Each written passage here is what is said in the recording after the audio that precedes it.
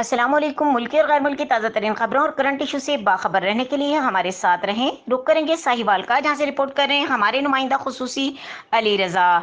अंजुमन हुसैनिया में मजलिस का इनेकाद किया गया, जिसने सैकड़ों की तादाद में आज़ादारा ने और सीना कोबी की। इस मौके पर मशहूर नोहा खां बाबा लाल ने नोहा खानी की। मजलिस में पुलिस की जानिब से सिक्योरिटी के फुल प्रूफ इंतजाम किए गए। मजीद खबरों और अपडेट के लिए देखते रहें के न्यूज़ चैनल इंटरनेशनल।